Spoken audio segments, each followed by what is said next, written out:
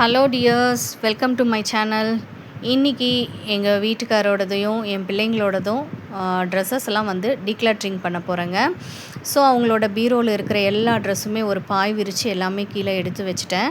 So one by ஒன்னாக அவங்களுக்கு என்ன ட்ரெஸ் வந்து இப்போ கரெக்டாக இருக்குது, எது பத்துது பத்தலை, எதெல்லாம் ஃபேட் ஆயிடுச்சு, அந்த மாதிரி எல்லாம் அவங்கள பக்கத்துலேயே உட்கார வச்சு நான் அவங்கக்கிட்ட ஒரு ட்ரெஸ்ஸாக மடிக்கிறப்போ அவங்க கையில் கொடுத்து செக் பண்ணிகிட்டே இருந்தேன். அவங்க சொல்ல தான் நான் எடுத்து மடித்து மேலே வச்சுக்கிட்டேன்.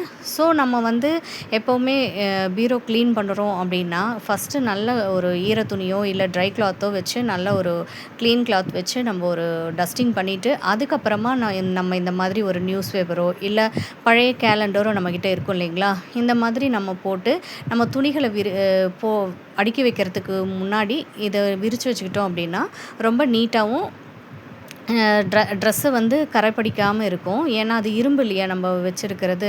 ஸோ அதிலேருந்து துருப்பிடிக்காமல் இருக்கிறதுக்காக நான் இந்த மாதிரி யூஸ் பண்ணிக்கிறேன்.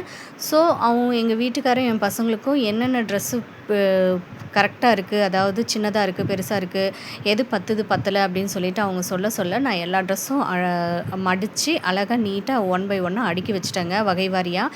மேலெல்லாம் பேண்ட்டு, நல்ல ஷர்ட்ஸு, அதுக்கப்புறமா ரஃப்யூஸ் ட்ரெஸ்ஸு, இன்னர்ஸு, அந்த மாதிரி தனித்தனியாக பிரித்து வச்சுட்டேன்.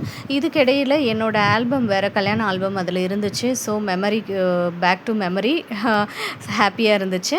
அதுக்கப்புறமா இந்த மாதிரி பாருங்கள், இவ்வளோ ட்ரெஸ்ஸு எல்லாமே நல்ல ட்ரெஸ் தாங்க. அவங்களுக்கு அது கரெக்டாக பத்தாமல் போயிடுச்சு.